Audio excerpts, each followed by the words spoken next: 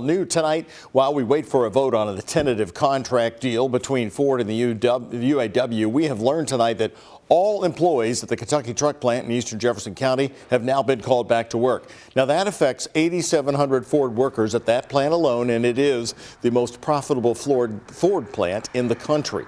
In the update from Ford, the company said today was the first day back for many employees across the country. It comes as the UAW announced a deal with General Motors. We're officially suspending our stand-up strike against each of the big three. There you have it, the official word. GM was the final holdout after Ford and Stellantis reached deals just last week.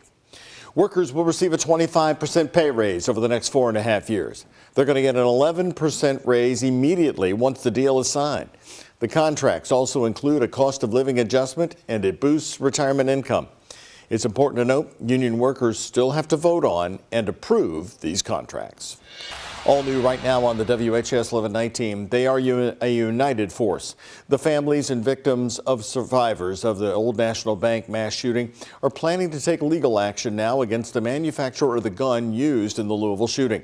WHAS11 night team's Alex Dederer talked with an attorney today on the claims that will be made in this lawsuit. Alex?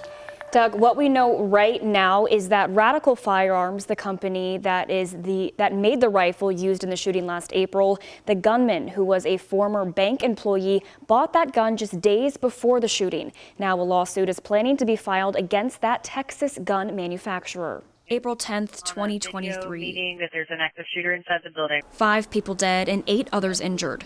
Now, more than 6 months later, surviving victims and families of the Old National Bank mass shooting are planning to file a lawsuit against the Texas-based manufacturer that made the AR-15 rifle used that day. We want to hold these manufacturers responsible for how they market their products, and we want to find a way to keep these weapons out of the hands of people who are in dark days mentally.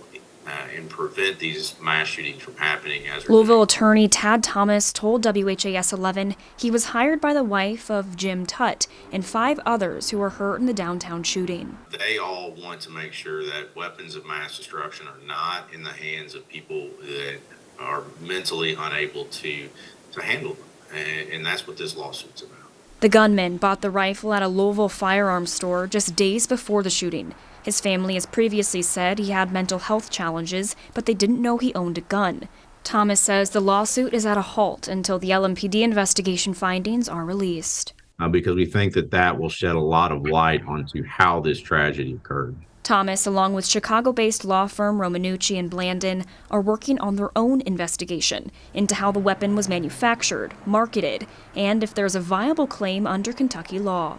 Back in 2005, President George W. Bush signed into law the Protection of Lawful Commerce in Arms Act, essentially giving the gun industry immunity if their gun is used in a crime. Thomas says there are exceptions. We believe that the manufacturer in this case violated Kentucky state law in the way that it marketed and sold this firearm. So we feel that PLACA will not apply. But at the end of the day, Thomas hopes for justice for these families and survivors. We hope that this process that we go through in litigation will eventually be cathartic, and it's the families are standing up for their loved ones, and in the cases of the wounded, fighting for themselves, and we're going to be there with them all along the way. He says once the lawsuit is filed, it'll be a long process that could even result in a trial. I also spoke with attorney Hans Poppy today. He's representing the estate of Tommy Elliott. He told me at this point there's a standstill on filing the lawsuit until LMPD releases those investigation findings. Thomas says while there is no official time the firms are planning to file, given the investigation findings, he's hoping to file the lawsuit by the end of this year. Alex, thank you. Here in downtown Louisville, jury selection is going to pick up again tomorrow morning in the federal trial against the former Louisville Metro police officer Brett Henerson. He's accused of using excessive force and violating civil rights when he blindly fired 10 shots into Breonna Taylor's South End apartment on March 13th of 2020. Some of those bullets also went into the neighboring apartment. Attorneys are individually questioning about 50 potential jurors to narrow the pool down to 16 in the end. The trial is expected to last 2 to 3 weeks.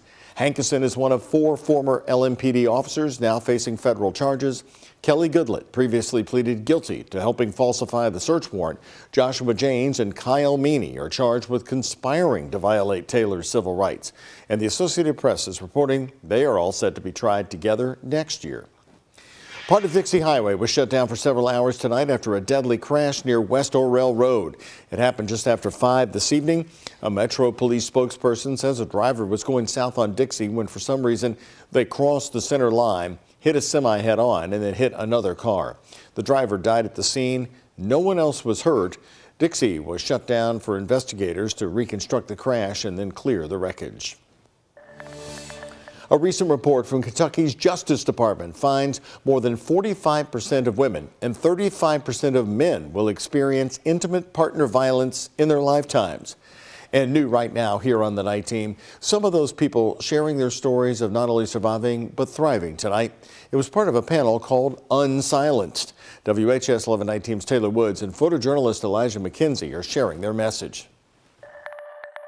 6 women are turning their pain into purpose. People who really love you too, sometimes they're like, why are you doing this? Officer Amber Ross and 5 other women are sharing their stories of the domestic abuse they've experienced, hoping their second chance will help save other lives.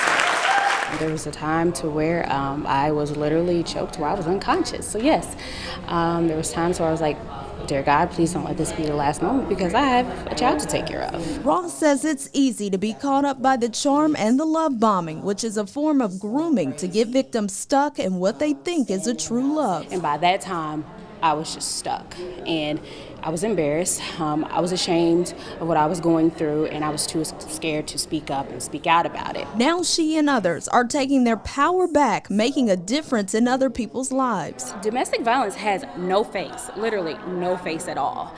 Unfortunately, Black women do have the higher rate of domestic violence, but I want to continue to bring awareness. Domestic violence comes in different forms. 1 in 3 women and 1 in 4 men have experienced some form of physical violence by an intimate partner. He also beat my mother, and pretty brutally as well. As a child, Iffy Whitfield seen her mother be abused by her father. She is speaking out to show those in the same shoes they can make it. It takes a lot of healing and a lot of mental capacity to not allow yourself to be a victim. And here's their message to those currently in domestic relationships. That there is light at the end of the tunnel. And you can thrive and you can survive. In Louisville, Taylor Woods, WHAS 11 Night Team on your side.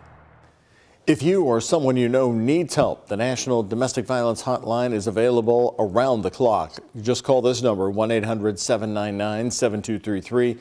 You can also talk with the specialist online at thehotline.org. New tonight on the WHAS 11 Night Team, the mayor of Jeffersonville is celebrating an $800 million investment coming to the city. Canadian Solar is establishing a solar cell manufacturing plant at the River Ridge Commerce Center. The solar cells produced here will be used in an assembly plant down in Texas. Jeffersonville Mayor Mike Moore says the project is expected to create 1,200 jobs with an average pay of more than $2,400 an hour. This isn't just another run-of-the-mill company coming to town. This is big, and it's solar. So, you know, as the country and as the world tries to look for alternative forms of energy, Jeffersonville, Indiana is going to be the home of a huge solar factory, manufacturing plant. Mayor Moore says the project will also give more revenue to the city to hire more police officers, work on infrastructure projects, and help schools. Production at the facility in River Ridge is expected to begin by the end of 2025.